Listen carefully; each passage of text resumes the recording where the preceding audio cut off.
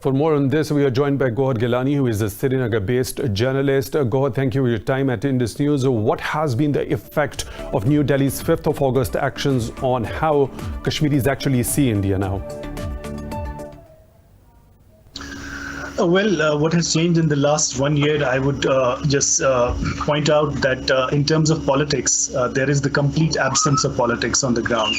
I mean, earlier it used to be the case that the, anti-India forces or pro-freedom, pro-independence or pro-Pakistan forces would observe certain days as black days. It's for the first time that the pro-India forces, who are referred to as the mainstream or unionist politics, politicians, those parties are observing August 5 as Black Day. So this is a significant shift that now the pro-India parties in Kashmir are observing August 5 day as Black Day. Second is that there has been complete, abdication of leadership from both the ideological camps, whether be it the unionists or the pro-independence groups. Such has been the intensity of the crackdown.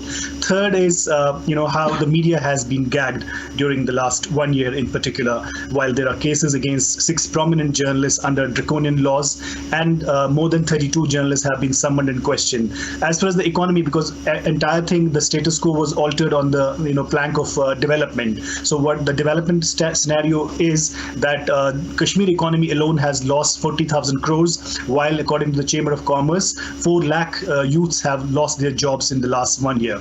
So on the ground, 4th of August and 5th of August are its entire curfew in the entire valley. So it's not only in Srinagar, but the curfew has been imposed in the entire Kashmir valley. So that is what has changed in the last year. There's, the facts on the ground have completely changed. Civil liberties have been suspended. Media has been gagged. Economy is in tatters, and there is a complete absence of, politics and total uncertainty in the region. So, Gowhar, Kashmiris have been under Indian lockdown and communication blackout for a year now. There are reports of further crackdown and arrests in the occupied valley ahead of 5th of August. What is the on-ground situation in the valley right now? See, this pattern of arresting people ahead of certain days is nothing new in Kashmir. Earlier it used to be the case that on the eve of India's Independence Day or India's Republic Day on 26th of January, 15th of August, Independence Day, and then on 27th of October when the Indian armed forces landed in Kashmir when they were airlifted to Srinagar. So on those occasions, mostly the pro-independence voices and those civil society actors would be taken into prison, or what they refer to as preventive detention. But now the scenario has changed, that now even the pro-India politicians are in jail, and most of them who have been released, they continue to be placed under house arrest, and there are there's a strict watch over them. There's surveillances like akin to George Orwellian concept of the big brother is watching you, where the state has so much control over your lives that even when they speak to the media or try to speak to the media, there are so much of curbs, and then they are like, as I said, the surveillance is so high, and this continues.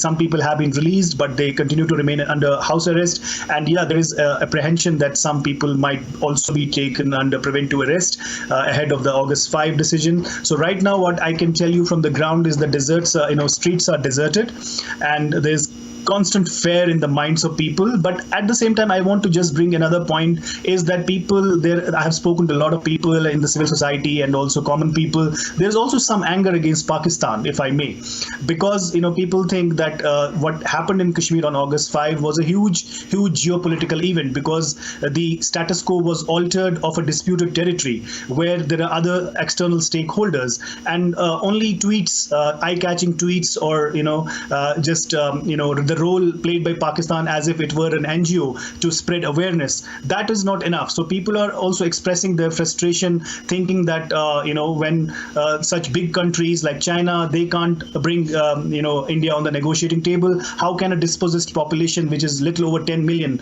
without any infrastructure, without any resources, can withstand such pressures from the